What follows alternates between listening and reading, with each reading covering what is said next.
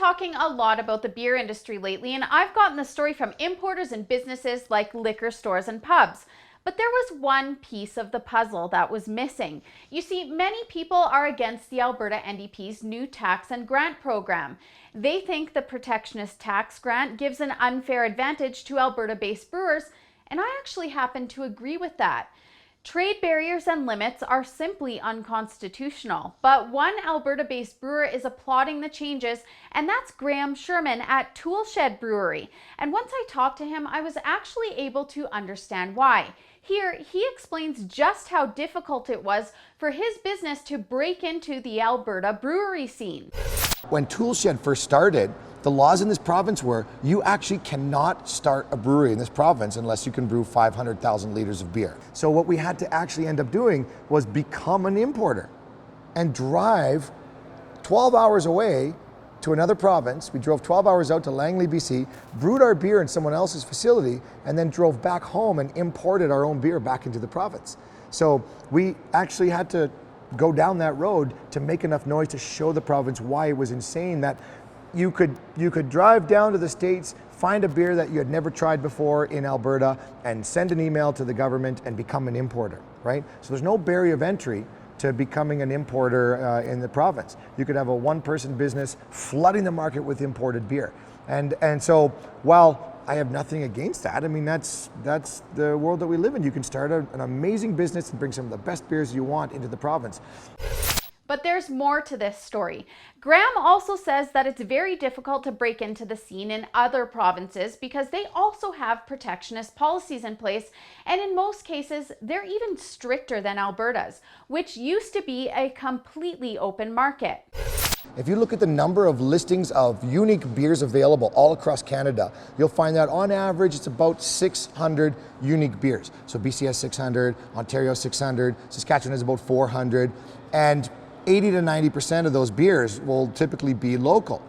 Alberta was the exact opposite. Because of that production law, right, the minimum production, and because there was absolutely no barrier of entry, the number of listings, do you know how many it is in Alberta? It's 5,000. BC and Saskatchewan are both unique examples of provinces that stop beer right at borders. It's not about tax or anything like that, it's that there's the gatekeeper, and it's typically one person. In Saskatchewan, we know the guy, and you send your beer hoping that he'll like it, because if he doesn't like it, your beer's not coming into the province. So that gatekeeper has the ability, and he said it to many of my friends that brew in this province.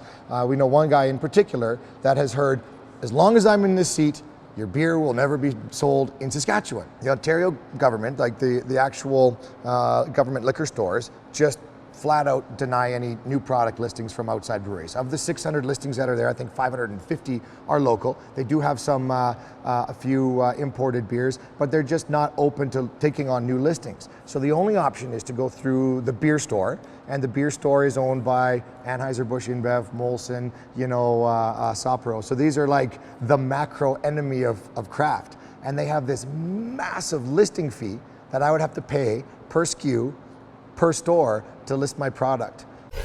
Here, he also explains why the NDP implemented the tax and grant policy. A lot of people don't actually quite understand what this new change was all about.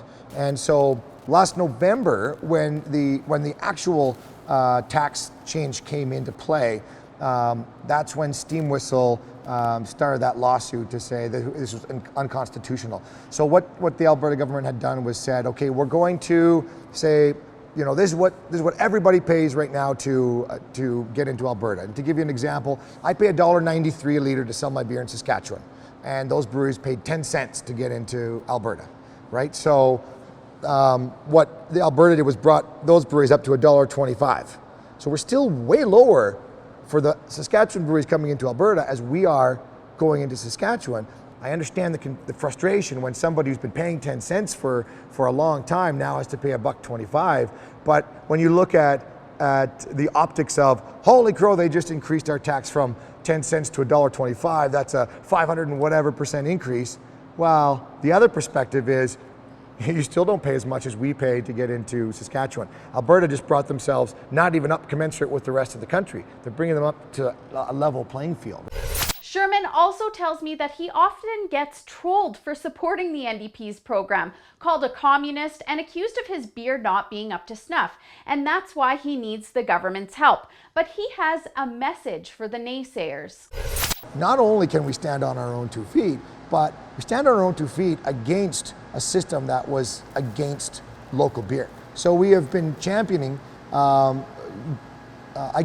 awareness of why our province should support local breweries. So our beer does stand on its own 2 feet. We're in over 1,000 locations across, Western Canada, Saskatchewan, Alberta, BC, and now the Northwest Territories, standing on our own 2 feet. So we're not a business looking for subsidies or looking for tax breaks or looking for a handout from the government.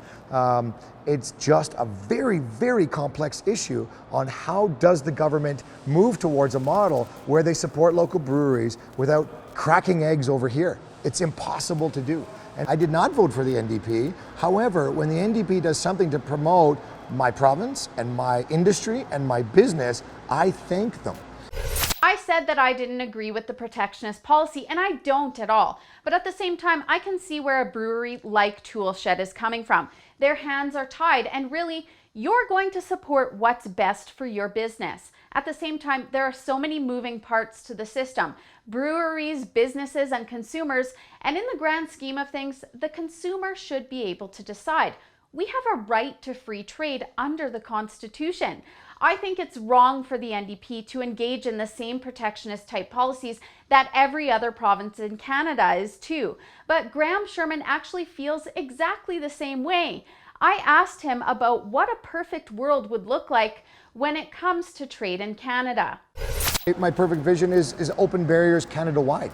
I would love to see exactly that, where we actually have free trade and the ability for amazing beer that's brewed all across Canada to make its way to all the people across Canada, and that will hopefully happen one day.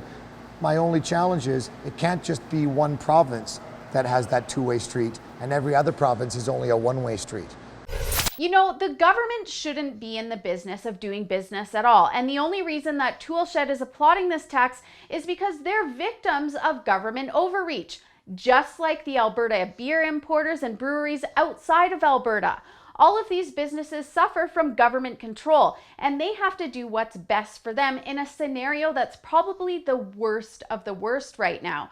And it's caused an unnecessary divide between these businesses because the government, all governments, are choosing sides, and it's the government that implemented the policy, not the beer-related businesses. But they all have the same goal: to remove trade barriers and allow for the free flow of goods between provinces. In fact, I think that all of these businesses may just have much more in common than they realize. For the Rebel.media, I'm Holly Nicholas.